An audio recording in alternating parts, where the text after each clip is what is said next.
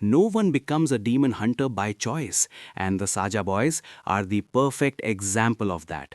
When you see them on screen, confident, deadly, tactical, you'd think they were born for it. But the real story? It's darker. It's heavier. And it's something the main characters themselves don't even know yet. Today we are going deep into the hidden backstory of the Saja Boys, the story that explains their scars, their silence, their strange bond, and the reason they fight like they have nothing left to lose.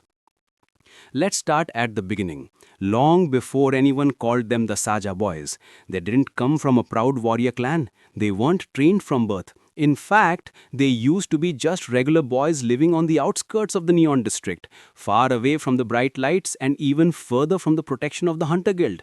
It was the kind of place where demons attacked first, where help arrived last, and where children had to grow up fast. Too fast. One night, the world they knew collapsed.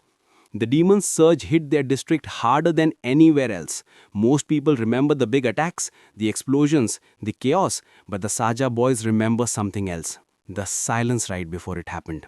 A strange ringing in their ears, a cold breeze sweeping through the street even though every window was closed, and then shadows. Not demons, not yet. Just shadows, bending the wrong way, crawling across the ground like liquid darkness, searching for something. That something was them. The first demon they ever saw wasn't the kind that roars, it was the kind that whispers, the kind that doesn't kill bodies, it kills hope. It marked them, not with claws, not with teeth, but with something worse, a curse, a bond, a connection they didn't understand at the time. The demon didn't take their lives, it took their memories. When they woke up, the entire district was gone. Every building destroyed, every person missing, and the boys didn't remember a single face from their childhood. Not their parents, not their friends, not even each other.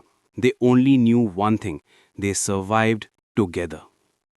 The guild found them wandering the ruins, dazed but untouched. That alone was suspicious. Hunters walked through the destruction and asked the boys what had happened.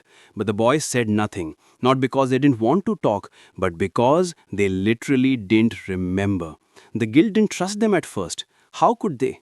Kids walking out of a demon-infested zone with no injuries and no memories? It didn't make sense.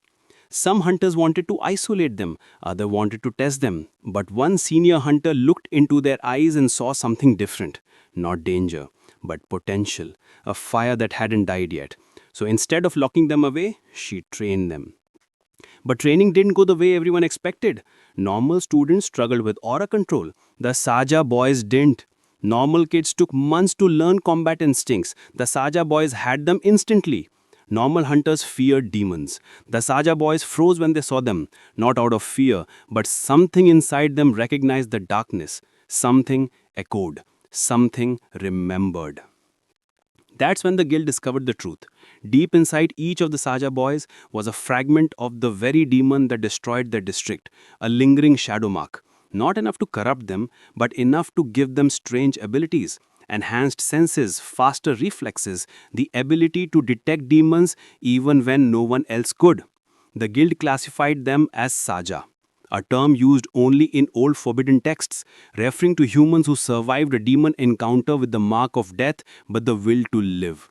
People who walked between two worlds, people who were never fully human again. But instead of being feared, they decided to turn that curse into a weapon. They trained harder than everyone else, pushing their bodies past breaking points. While others slept, they practiced. While others ate, they strategized. While others laughed, they stayed silent, haunted by the memories they didn't have. Their bond didn't come from friendship. It came from survival, from knowing they had no past to go back to. The only direction left was forward. Their first real mission changed their fate forever. A demon nest appeared near the same ruins where they had been found years earlier. No one wanted to go back there, except them. They insisted. The guild resisted, but the boys were relentless. They needed answers, they needed closure, and maybe somewhere deep inside, they wanted revenge. When they arrived, the demon they encountered wasn't just any demon. It was the same type that had marked them as children. The whispers returned, the cold breeze, the shadows bending unnaturally. But this time, the boys didn't freeze. They moved.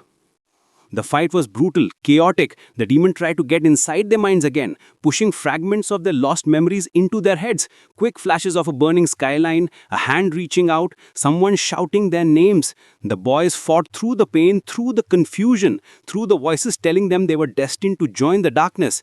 And then, in one synchronized moment they didn't even plan, all of them attacked together. The demon didn't stand a chance.